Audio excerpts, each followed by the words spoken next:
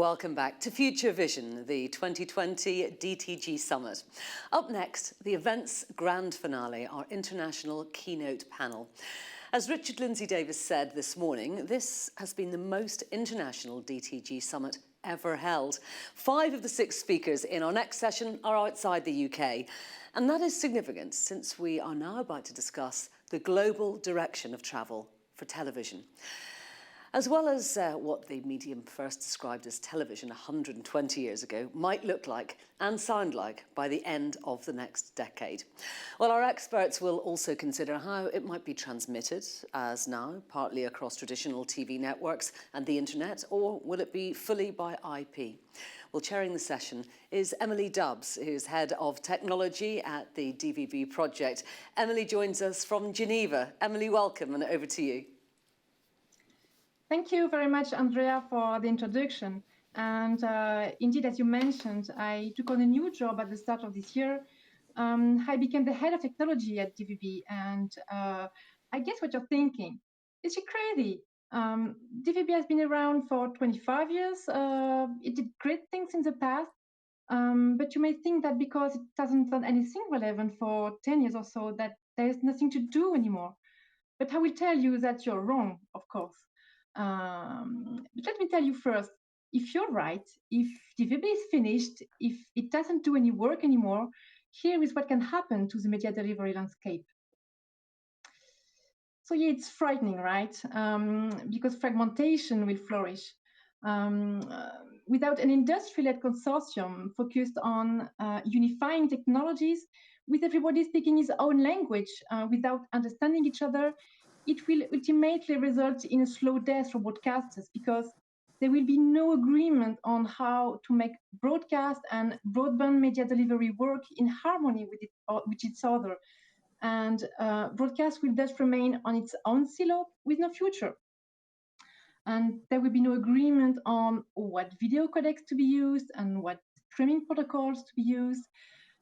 This is a world where proprietary solutions dominate and the end users get increasingly frustrated because they have to buy a particular brand to access to a particular service. They have to go on stacking the many different apps from the many different video streaming services. But the good news is that you're wrong, of course. The only true is that DVB has a bright past. It has enabled the move from analog to digital 20 years ago or so. Then 10 years later, it enabled the move from AD to HD. And why was it a success, by the way? Because the industry got together and agreed on standards. And this is exactly what we need to do again for the next big move. So what am I talking about now? You've certainly seen that the issue of apps and video fragmentation is a key battleground for the industry going forward. And the big ones are rushing on cracking the conundrum. For instance, Google is set to work on a big streaming hub that will combine all popular streaming services. And this is another good news, by the way. So aggregation is the next holy grail. But it's not only on the end user side, because unification is expected for the whole value chain. So the question is not about who will crack the conundrum. For now, no one is big enough. But we believe that DVB is uniquely positioned, certainly for Europe, Africa, and most of Asia, and other parts in the world where DVB is dominant. We believe that because we still attract new members, by the way, even if in those very difficult times, we welcomed, for instance, big leaders from the wider industry, such as Google. So we trust our consortium to have the potential to, again, bring the industry into a consensus, meet the challenge, and do the work that anybody else can do to move from fragmentation to unification. So just imagine with me for a moment that the next phase of transformation is as successful as the transition to digital TV was. What would be an ideal world for this media delivery landscape in 10 years' time? Well, an intelligent use of the unique characteristics of both broadcast and broadband networks would enable a new wave of innovation and growth. And seamless switching of the delivery means would also allow to optimize the distribution costs while also opening new opportunities. Just imagine, for instance, the opportunities brought by the possibility to send OTT over satellite. So in this ideal world, also, there would be, of course, new prospects for broadcasters. For countering the revenue losses, for instance, they could use targeted advertising. They would be able to offer personalized content. And in this ideal world, they would be also granted a role to play in the 5G area, and the prominence of broadcast services would be also enabled, also including on connected devices. So this is just our vision of an ideal that's a standards-driven media delivery world. Not saying that there's not also a role for proprietary services at all. There is a role for all of these things as long as the interfaces between them are defined. So to draw that picture, our members are focusing on most of those underpinning requirements. A very important one is to ensure commonalities on the service layer, regardless of how the content gets to people. Also key is a unified and simplified user interface that offers a broadcast-like experience that also aggregates all contents and finally results in the consumer being unable to recognize the distribution means. There must be also agreement on using the right codec to do the right job and with a clear licensing of the technology that are used. There must be also agreement on an optimized streaming format. Well, the list is actually much longer than that. And DVB is already working on all of these things that we believe will make a difference. At the center of that is DVBI, which is breaking down the barriers between the broadcast and the broadband worlds from the end user point of view, because it offers a means to integrate all that stuff, linear broadcast, on-demand broadband, linear broadband, and OTT-like services over satellite, for instance.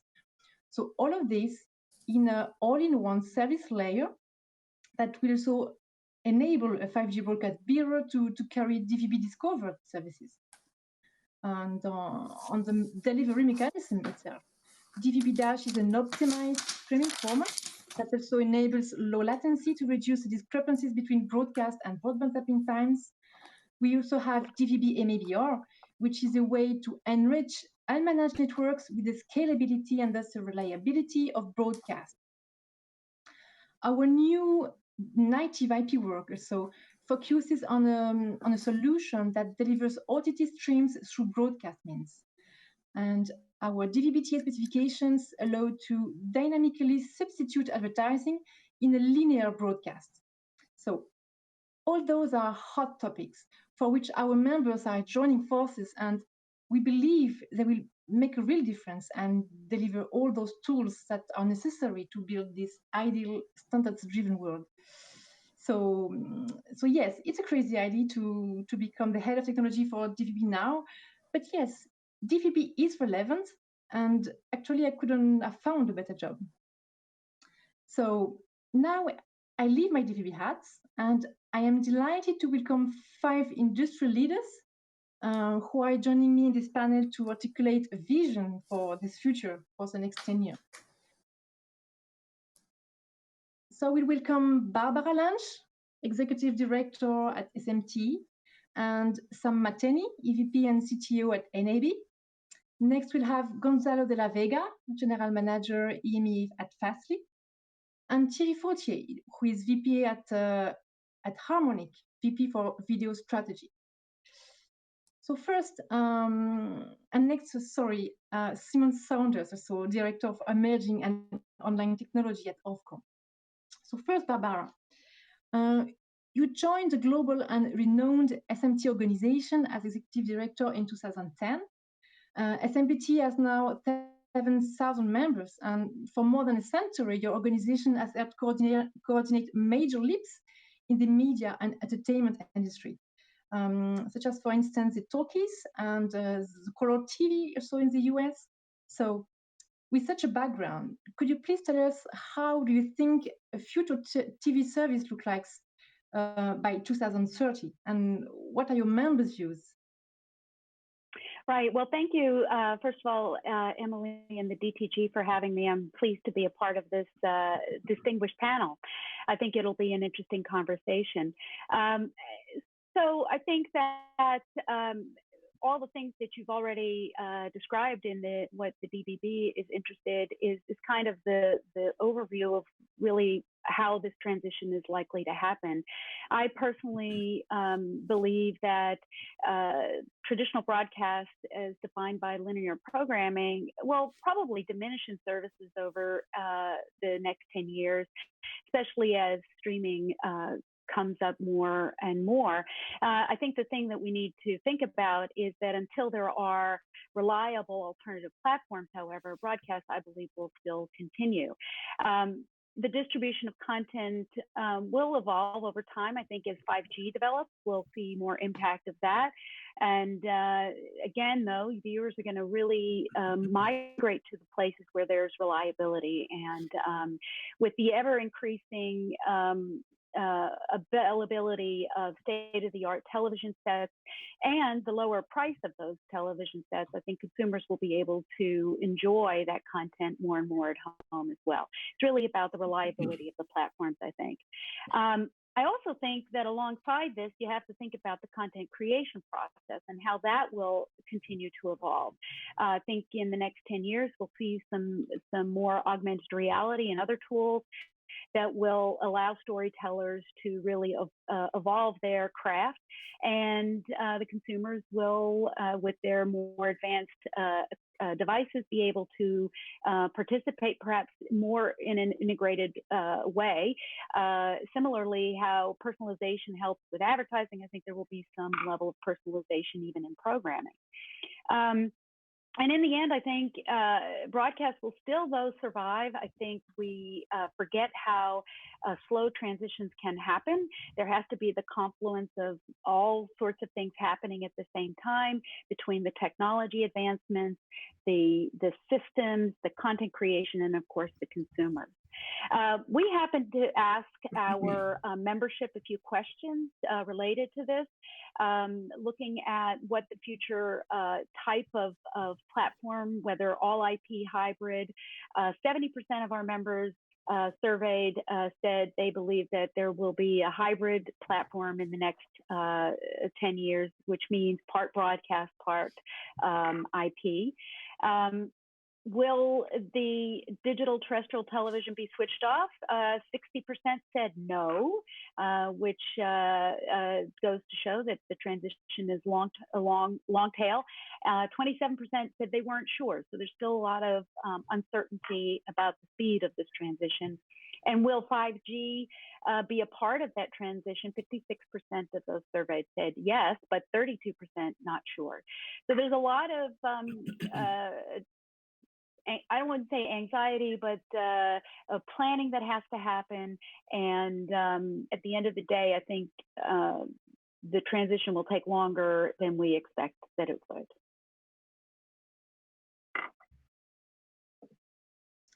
Thank you very much, Barbara.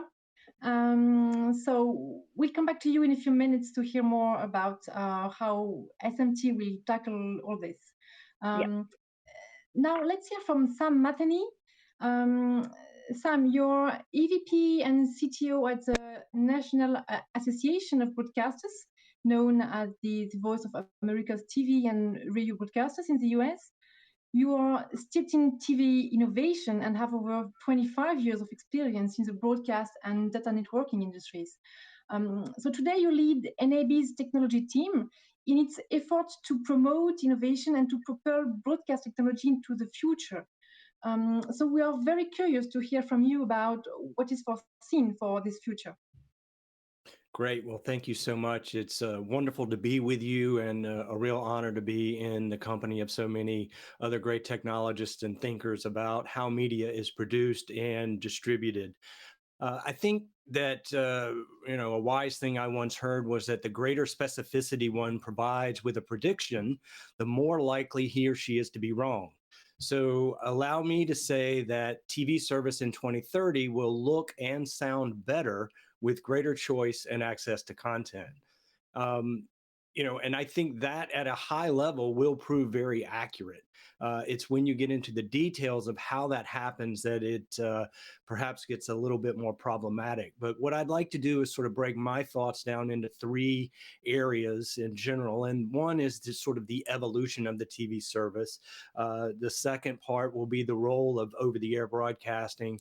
And then the third part, which is really, I think, the most important, is going to be, how consumers react and what consumers want, because ultimately, I think that's what drives all media consumption is how do you reach and engage that consumer. So as it relates to the evolution, certainly we've seen analog to digital. We've seen going from a 4:3 aspect ratio to 16:9, the adoption of HD, and now of ultra high definition. I think in the future, we'll see more sorts of volumetric capture. Certainly, this is all related to video.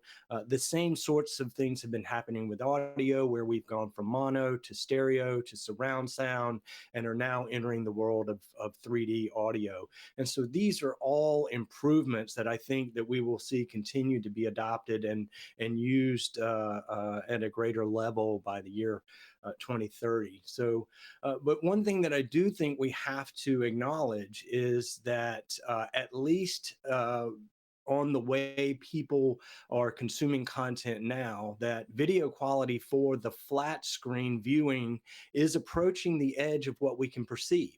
I think technologists and marketers have a great need and to continue to push the technical limits and boundaries. And so therefore you're seeing the 4K, and then ultimately we're working on 8K and beyond. But unless we're looking at the way we consume that content and what the viewing experience is going to be, I think we are beginning to reach the edge of where you can actually pick up and perceive these improvements. One thing that I do think will play a major role is the use of AI, and specifically the use of AI to upgrade libraries of historical content, and that could be from SD to HD or even going further to UHD. And this is going to give those libraries of content extended life, or perhaps even new life. So another area where there will be an evolution is the paradox of choice. People have so much choice today that they actually spend as much time or a great deal of time dwelling or searching for the content that they're actually going to watch. So whether it's the way people will use voice or new user interfaces, I think that we'll see improvements there. I do think that broadcasting is going to play a major role in the future. I think that when we look at what's happening in the United States in particular, free over-the-air broadcasting is going to continue to be exceedingly important. Today, 20% of folks nationwide are using over-the-air broadcast. Some markets, that can be as high as 33% or more. And then in some market segments, you're seeing even a majority, 50, 60% of the population using it. So, and I also read a recent study that said 44% of broadcast TV antennas purchases were made in the last 3 years. So I think that bodes well for over-the-air broadcasting playing a significant role along with other wireless IP networks, because in the US, we are in the midst of adopting next-gen TV using the ATSC 3.0 standard, which is a IP network. It is wireless IP, and because of that, is going to fit quite well with other networks, 5G or wired IP networks. And so that really leads me to the last point that I wanted to make, which is I look at that as broadcasting being a significant, if not a dominant part of what I call a HETnet or a heterogeneous network. People are going to get content on the best network that they can, and that will be driven by what screen that they're looking at it on. If that's the living room, if you're in the home, you're going to want to be watching it on your big living room TV. If you are perhaps in a portable environment, you might use your laptop or tablet, or if you're mobile, you might use your smartphone. So to get the access to the best available screen, you're going to need the best available network. And I think that's going to combine broadcasting for sure, 4G, 5G, as well as wired and Wi-Fi and other types of networks. thank you very much, Sam, for this. Indeed, very interesting, and we also come back to this in a few moments. Great. So now, Gonzalo, you're general manager of EMEA at Fastly. You're also responsible, so you're responsible there for driving the growth and development. And previously, you worked on most sides of the value chain, including the digital music at Sony Music, music apps at Microsoft, and networks at Telefonica. So please tell us, according to you, what are the major trends that will shape the future of television?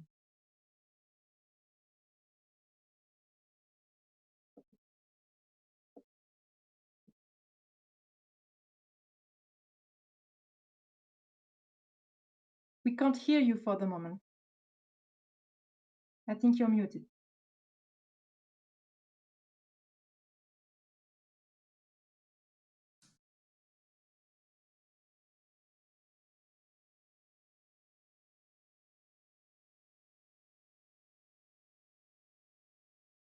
So Gonzalo is just tuning his audio.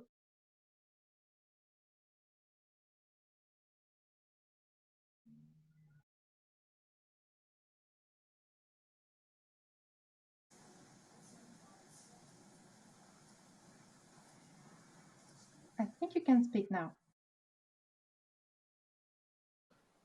Hello, can you hear me now? Yes, great. I'm sorry about that. I was just saying thank you for having me in the event. I'll skip the intro because I've already lost some minutes in there. So thank you. It's a great honor to be here with all of you, smart individuals. I'll revert to what Sam said as well. The more you try to describe what things are going to look like in 10 years, the less accuracy you get, the less right you'll be. But in terms of general lines and trying to, I agree with everything everyone said. But the future of a TV service, I think, will be all about creating immersive experience with broadcast, with virtual reality and augmented reality. It's about it's really not so much about a more interactive experience, which I think is what we have now. It's more about having an immersive experience. I'll give you a couple of examples. When we're talking about sports and you're talking about VR and AR, it takes the view. So if before we went from linear television to the claim we had 10 years ago of seeing what you want to see, when you want to see it, where you want to see it, and everything available and over the top, on demand when the user wants, I think the next step is taking us into the actual control room, the NOC, the edit room, whatever it is. So selecting the camera you want to see. If we take the example of sports, I'll go through other examples, but in terms of football, you might want to just follow this one player. I'm talking about really small wearable cameras, a very wide option of things you can be following during the match, rather than having someone in a room selecting what you should be watching. You can then say, no, I want to actually see what Ronaldo or whatever football soccer player is looking at. They have the tendency to look where the ball is going to be, not where it is. You might want to experience that. You might want to follow the goalie, the goalkeeper's vision. There's a long et cetera of things. If we take that to the Formula One racing, you might want to be on someone's helmet looking at how they see the racetrack. You might want to be on the second runner-up so that you can see whoever's at the top of the race. There's, it even goes as far as including and user-generated content. So if there's, other people filming and they're uploading their feed to their, with the Twitter Periscope, or they're using Twitch or whatever they are, those could then be included as well in the selection of what people actually want to see. I guess what I'm trying to say here is get the people to really decide, get the user, the viewer, to decide how he wants to have that experience rather than having it edited by somebody else. So as far as editing for live sports or events that are live, how does that then changes for live but non-sports, so live or non-live, non-sports, talk shows, game shows, even TV shows. So, you want to be, there might even be a 360 camera where you can look at the audience to see how they're reacting to what's happening on the show, look at the panelists or the people that are being interviewed when they're not speaking. You might want to really, it's as if you were on the room where that is taking place. You can sort of look around and decide what you want to be seeing at any time. Even it might go as far as augmented reality experiences of feeling what it is to be in that show. In non-live shows, let's say fiction shows, Game of Thrones or Breaking Bad or Friends, whatever, you might want to be in the apartment and you can look around and touch and feel Rachel and Monica's apartment. Or you might want to go through Westeros and go through King's Landing and explore the architecture, the set design that's gone into it, and experience that through augmented reality. The one thing that I'm very sure about, and I could be wrong, but I have a strong feeling about the future of how people consume content, and I think it's been said here before, and there's more to be said about it. It's all in one platform. So where before you had your there was cable, there was a Netflix, live Netflix and a cable. Now you have your OTT options. You have BBC iPlayer, Channel 4, OD. There's lots of options. And all of those will be coming together on the same platform. I think this is the future. Going to, you tune into, I'll give the example of the BBC, and you get your live, and you get your OTT, and you get your news, your even VR gaming experience, which, there's a lot to be said about the future of broadcast related to, the new content. And I see it on my kids, and the friends of my kids is really around watching other people play games, which I would have never imagined would be a thing. So anyway, if we look at the evolution from linear TV in the 2010 to where we are today, 2020, and we project that to 2030, it's really the multi-viewpoint experience. It's the OTT experience of picking a show, but you pick your viewpoints. You're immersed in that experience. It's kind of the same claim that OTT had 10 years ago, but taking it to the next level.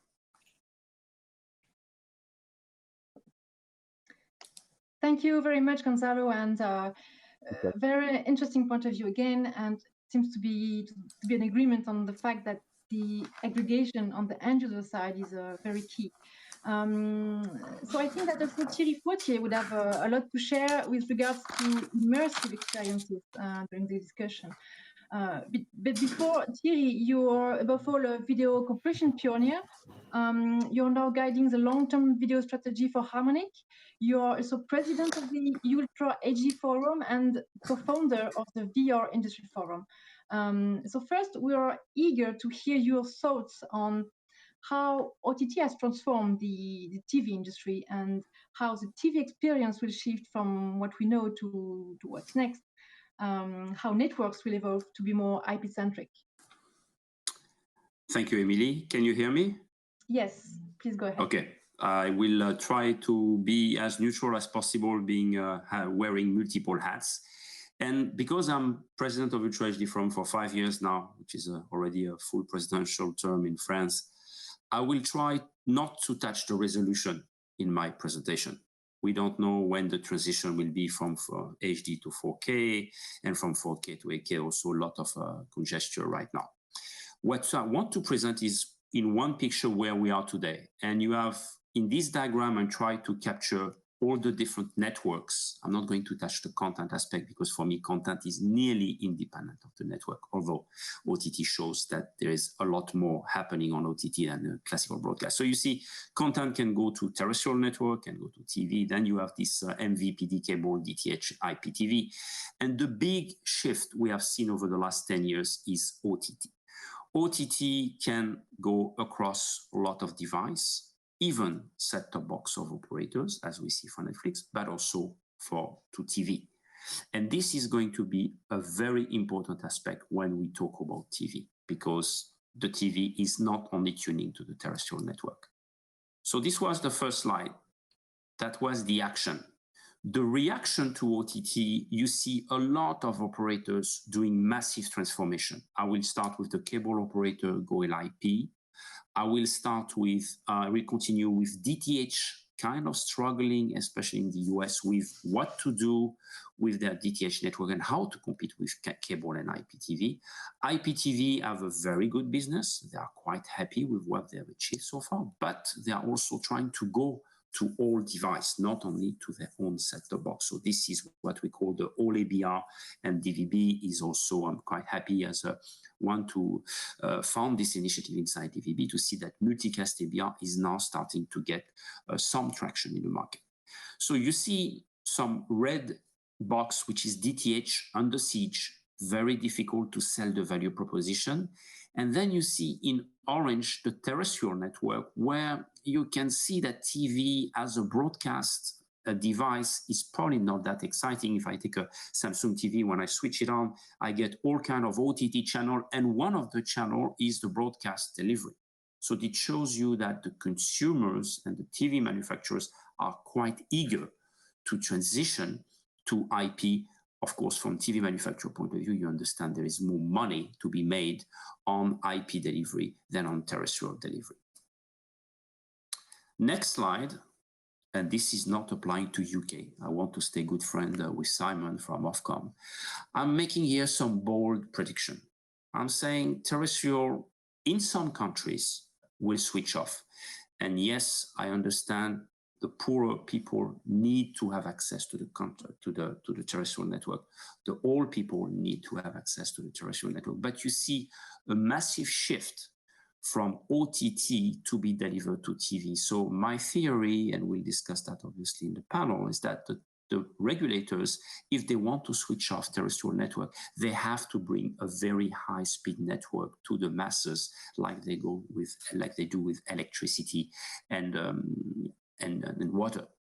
Second, IP cable is going to be IP cable. It's not a more cable operator. It's going to be an IP delivery. So even we might think of cable operators not really interested to deliver their own video service, like we see today in the US with smaller operators. DTH will decline.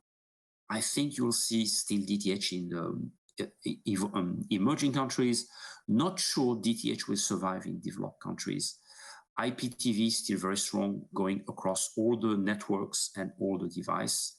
And the new kid in town is 5G FEMBMS, which is basically how to deliver broadcast, not to TV, but to mobile device. And think about very popular event like a soccer game, the Olympic Games, the World Cup, where people are eager to watch the content on their mobile, but they cannot do it because of scalability problems. So this is my prediction, and I'm happy to defend those ideas.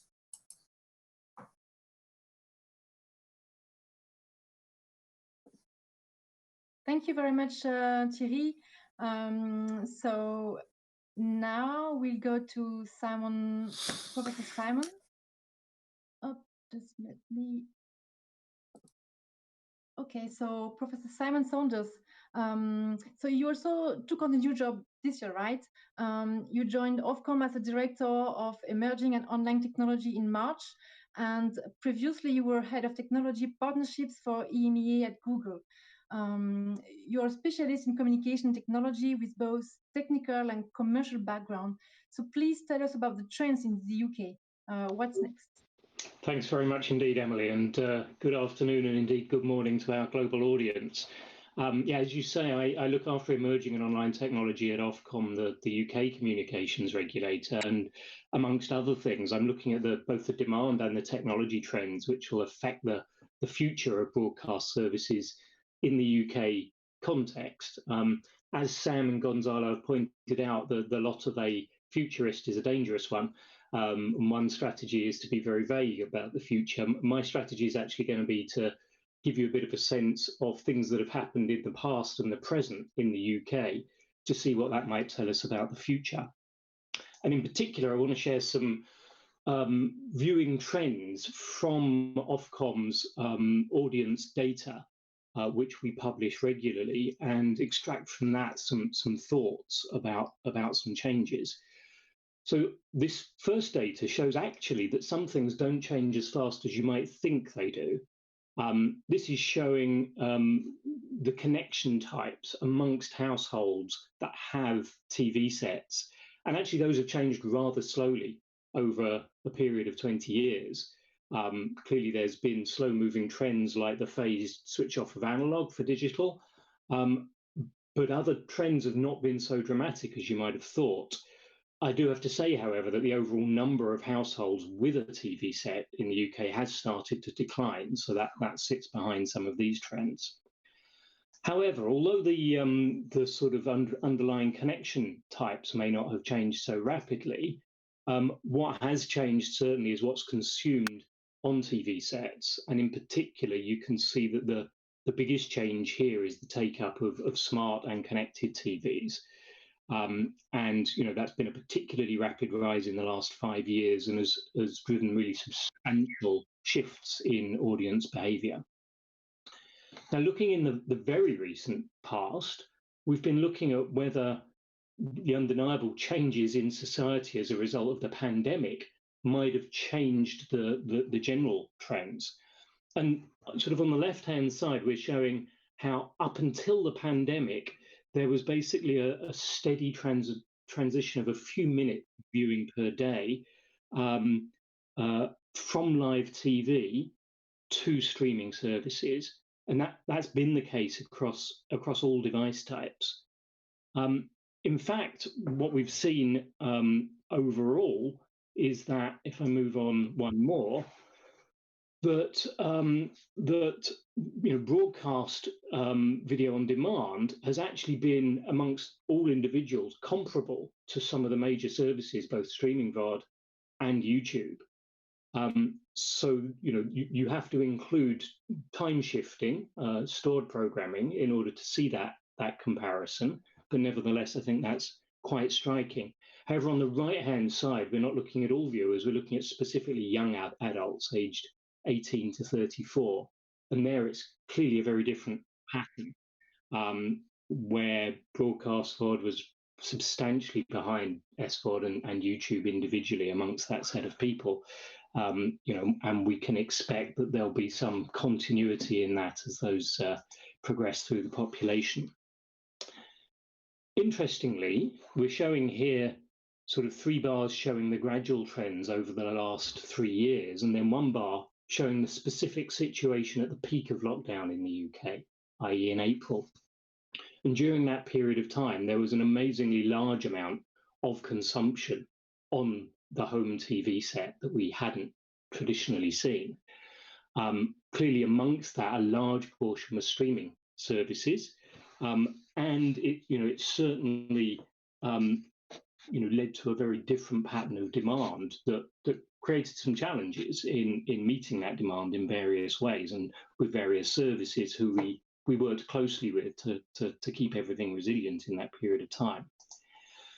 However, though you can see that peak around the April time in the 2020 reach of TV, in fact, that was short-lived. And very quickly thereafter, the reach of broadcast TV started to decline again. And if anything, we see there that the pandemic has actually intensified the reduction in TV reach in that environment. And indeed, amongst young adults, though there was a short uptick in broadcast TV during April, it was sort of barely enough to arrest the decline over the course of the previous year. And in the remainder of the year, that has continued to decline, as we've seen. So certainly there are changes afoot in these patterns of demand. But turning to the future, I mean, I think despite the trends I've just shown you, the decline of linear TV consumption on whatever platforms and devices, it has been very much slower than some had forecast. And it still plays a really important role, of course, for particular programming, particularly such as news and sports. And driving these trends is very much the value that young adults place on different types of content and different ways of accessing that content, whether it's short form versus long form, or user-generated content versus professionally created content, or clearly the access to smaller screens on mobiles and tablets versus large screen TV. Now, these trends certainly point to an increased role for IP delivery, but it also seems extremely likely that we're going to continue to see a mix, albeit a changing mix of platforms for consumers being valued for different times and places. And indeed, it might be that the role of sort of converged user interfaces and of recommendation engines might in fact reduce the differences between the platforms that we see, and perhaps even to slow some of the trends that we've been seeing. But I'm speculating there. And the other piece related to that is that the role of user interfaces in establishing prominence of different content is clearly significant, especially when you think about the role of those across different platforms. but that needs to move on quickly as well to be future looking for different surfaces that this content is accessed over. So we need to be looking, not only at traditional EPG formats, but also the more complex landscape of interfaces suitable for smaller screens and services including voice assistants, for example. One thing that can help to potentially unify across those different platforms and surfaces is DVBI, which Emily, I know you mentioned earlier on. And indeed at Ofcom, we're facilitating that in part by chairing the task force in DVP, establishing how DVBI, a central service registry within DVBI, could be run and facilitate that access to a very wide range of content. It is the case that although, as Thierry said, some of the content is irrespective of the platform, in fact, today, different platforms do offer very different scope for enhanced experiences, including enhanced video resolutions and formats and next generation audio and so on. One of the challenges is that consumer appetite for these formats is expected, but it's quite unproven at this point in time. So, there is a need for platform flexibility, but also some opportunities to experiment and perhaps even get things wrong and make changes over time. In the UK context, I think a major change to the delivery platforms, including DTT, is quite unlikely for quite some years to come, perhaps as much as a decade. Though I completely recognise that the circumstances in other countries may be very different. But we do see more immediate applications for technology such as 5G for facilitating, flexible content creation for outside broadcasts, for special events. And we've certainly seen that the pandemic has driven quite rapid innovation in the content creation piece with really efficient use of things like automated cameras, AI-based shot composition and production, and the use of sort of robot and drone cameras. So some things change, some stay the same, but it's an interesting future. Thank you, Emily. Thank you very much, Simon. So you also believe the role of the user interfaces is key, maybe DVBI, in establishing the prominence of the different content amongst the different platforms. Right. And more broadly, it seems that there is not that much disagreement with regards to this long-term future, right? To make a long story short, there is a rich set of high-quality video and audio content with more personalization, with possibly immersive but also simplified user experience, and all this being delivered over a combination of broadcast and broadband, maybe wide or wireless networks, and all this, of course, in a seamless way. So, however, the discussion gets more crunchy when it comes to the transition phase, actually. It seems that the real question is, how do we get there? What are the challenges? How much pain is it for the existing players? What are the different past dependencies on this route? But first, before addressing the many technological, business, and regulatory challenges, for this transition to happen, there is simply a question of coordination. Alignment of business needs with the technology capabilities, alignment of the technology with the content availability, etc. So Barbara, are there any strategic decisions that big organizations need to make on this matter, and who is driving them? Oh, you're muted, Barbara. I try very hard not to do that. Sorry about that. Yeah. Yeah, and I think it's an interesting discussion already. And like any industry in transition, there's got to be this tipping point where the benefits outweigh the costs for the industry and the consumers. In the M&E space, the technology layers are quite deep, not just in the infrastructure, but in the content creation process, as well as the technology at the consumer end, just the EPG discussion and the common platforms, and all of that has to fit together.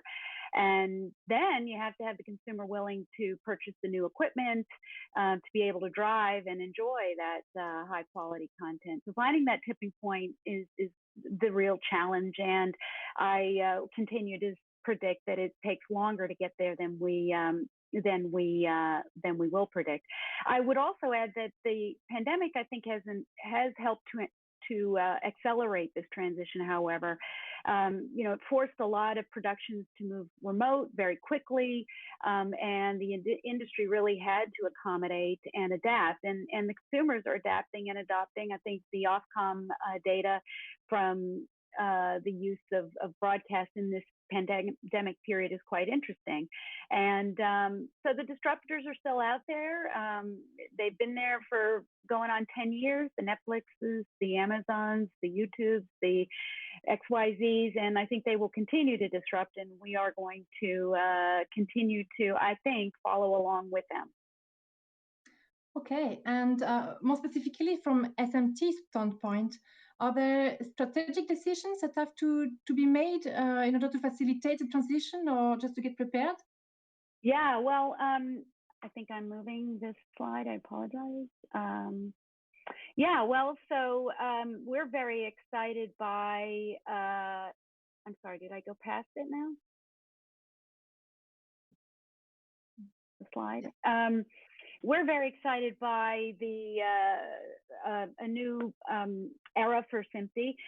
We've been working on a 3-year business plan, and part of that plan is to really take a long view of how things are going to evolve. We've been around for 104 years, so we have survived during many transitions, and we know that we need to adapt to the industry and our members' needs. And so part of that transition is really changing how we present ourselves and the programs that we work on. So last week, we introduced a new brand. Maybe you can see it behind me as well. We're very excited by it. We developed this really to be attractive also to the next generation of technologists while still honoring our deep and rich heritage. You'll notice we chose the camera iris because that is where all imaging begins, and adding the flare of the color bars to enhance that.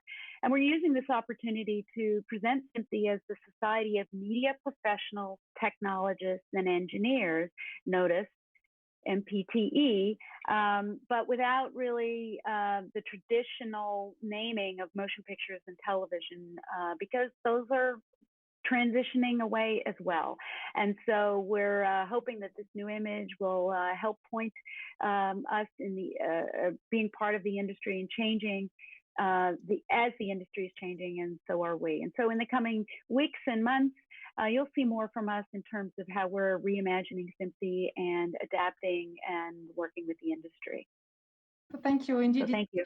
It illustrates a major step for SMPTE in addressing the changing needs, that attracting also a new type of members is really key to address the next generation technologies. So Sam, you also highlighted that the best available network would become an important part of the best available content and screen equation. What are the biggest challenges to get there? What are they are they only finally technical? So I wish they were only technical, because if they were only technical, we'd be able to solve them very easily, or more easily, I should say. I think that really they're technical, they're contractual, they're economic, and they're even cultural.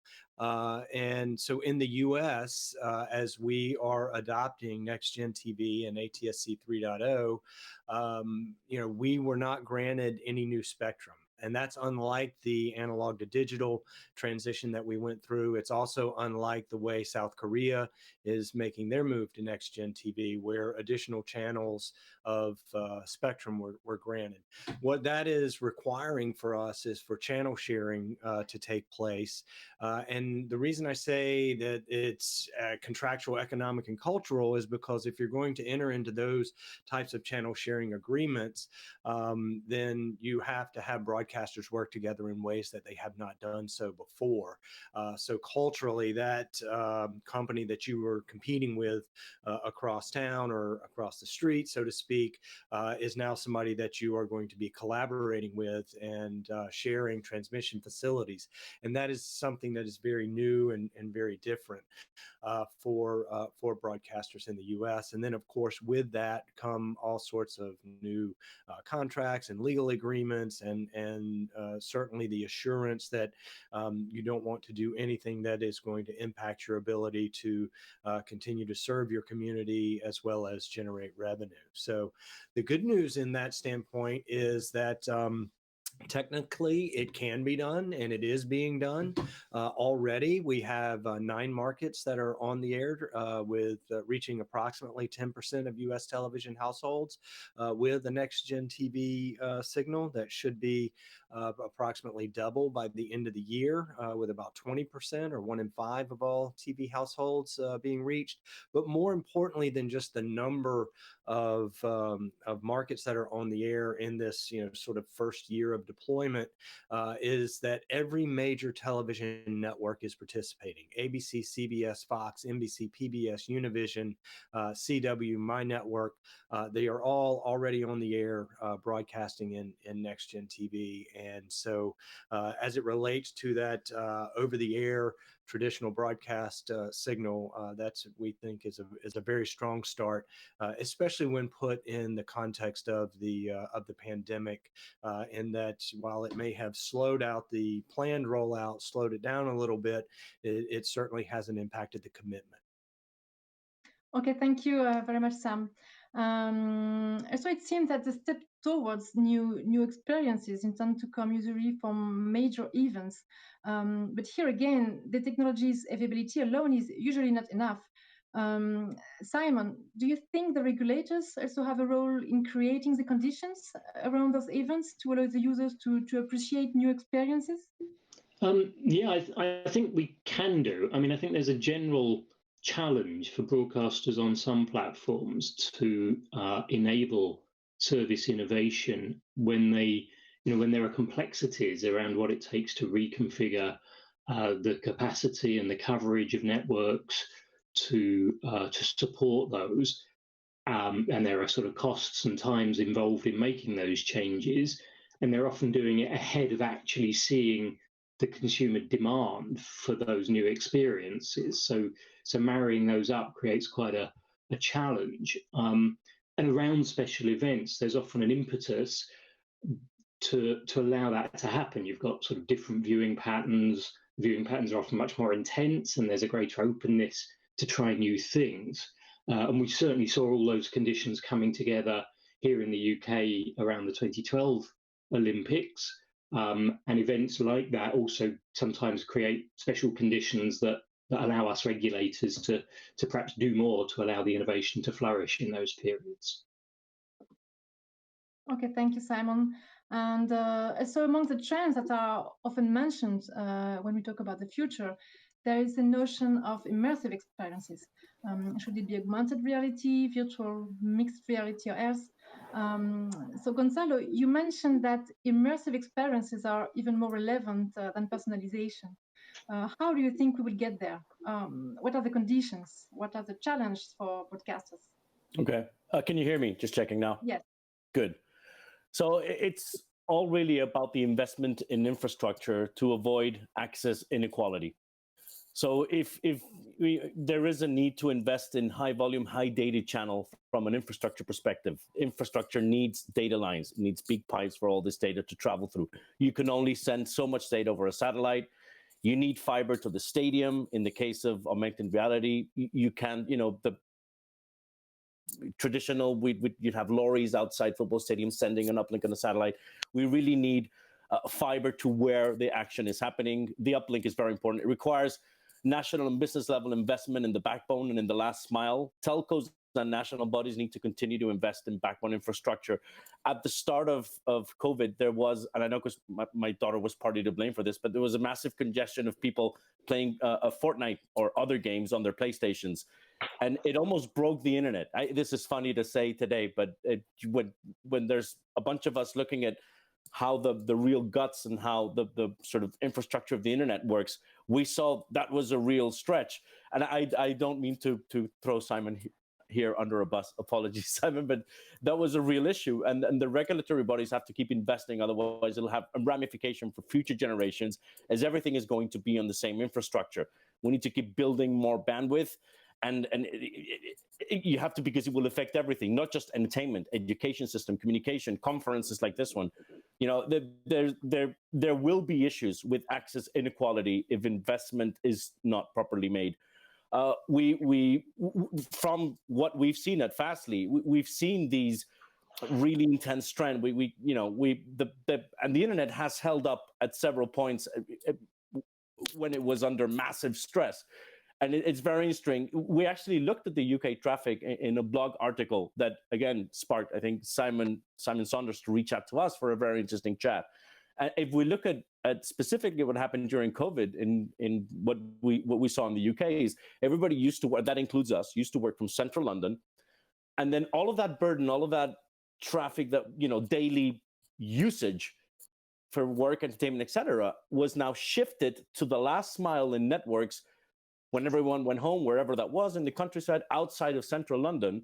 And you know, better than me trying to explain it all with please don't take this as promotion, but there's a very interesting article written by my friend and founder of Fastly and now chief architect and his team about how COVID-19 affected the internet performance. I have a URL here that I will not read out loud because it's pretty silly. If you just Google Fastly, how did COVID-19 affect internet or internet performance, I'm sure you'll find it.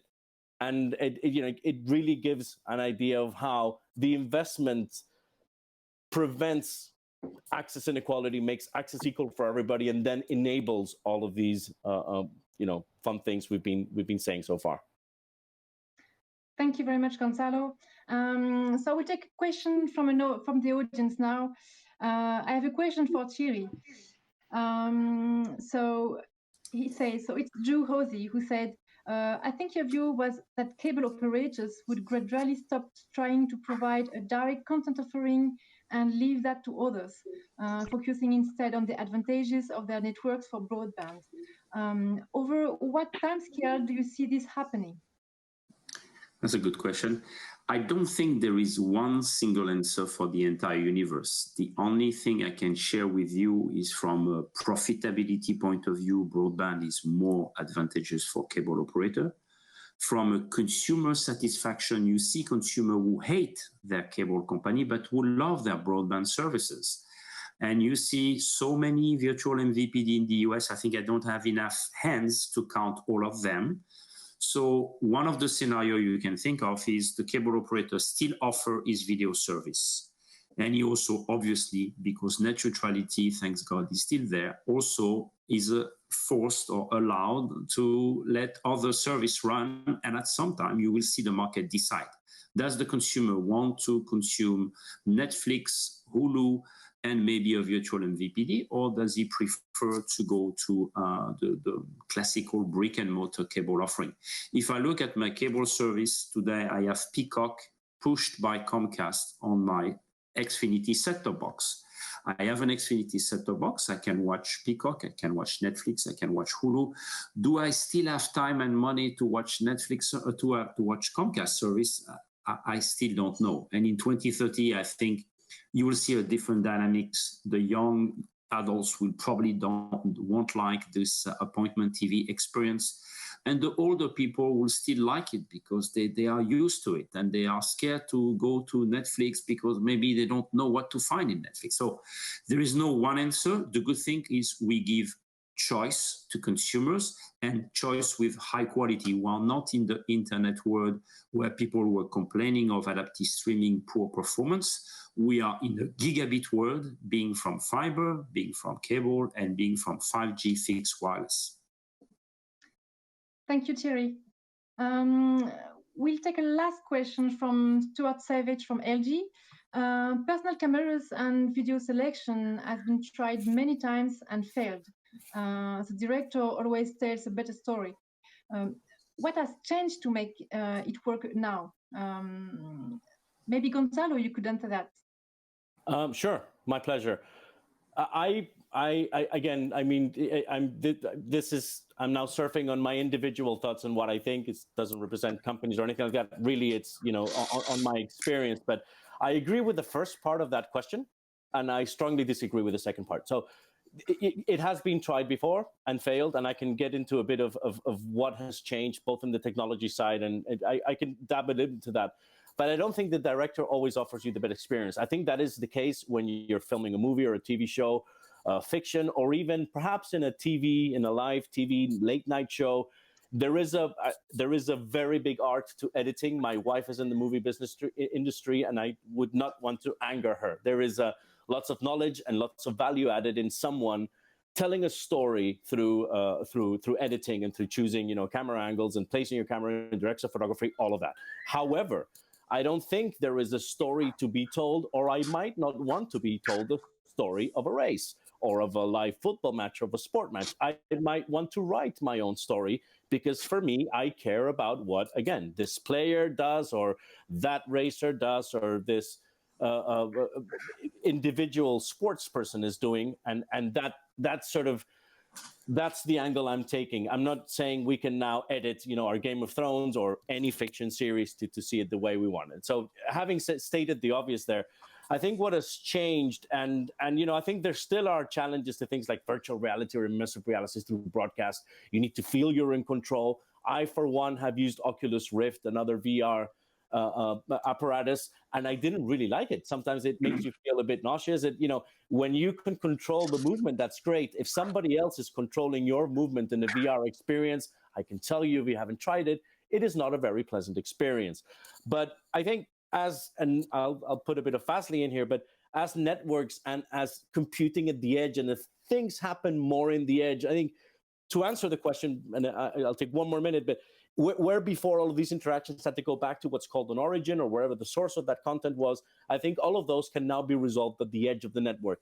And personalization, understanding what the user wants, what selection she or he has made for cameras or viewing, etc., that is now possible in ways that it wasn't before, and it will continue to be as ourselves and many other very valuable companies like ourselves work in technology at the edge, in things like request collapsing, of serving from cache, being able to really personalize an experience and offer a flawless, fast experience in sort of selecting what you want to do, and being in control of how you want to handle your broadcast.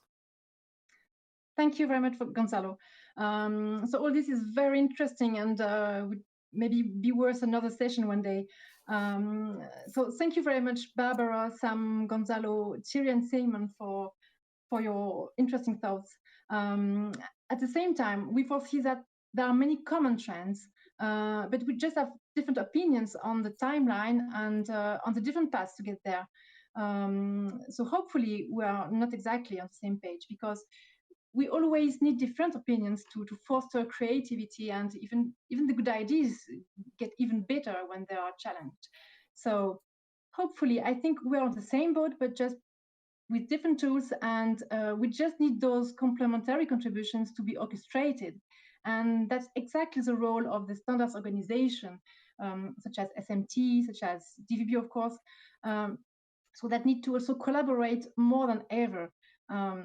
So there's definitely a promising and lively future for all of us. Thank you for having listened to us. Emily, thank you very much indeed. What a session and what a day. We started with an introduction from Richard Lindsay-Davies, the Chief Executive of the DTG. And now we're going to meet the organisation's independent chair, Simon Fell, and get his views on how the event has gone. Well, Simon is joining me in the studio. Simon, welcome. Hello. You've had the advantage of watching what's been really an extraordinary day with a huge amount of content. Can you just give me a couple of your highlights? Certainly, yes. I think the biggest highlight for me was the phrase, "I think you're on mute," which is something that will last forever. Oh, it really has become the phrase of our time, hasn't it? That's right, yeah. And, we tried to make this feel like an event. Obviously, we're all missing the interaction that we get with the members and with colleagues.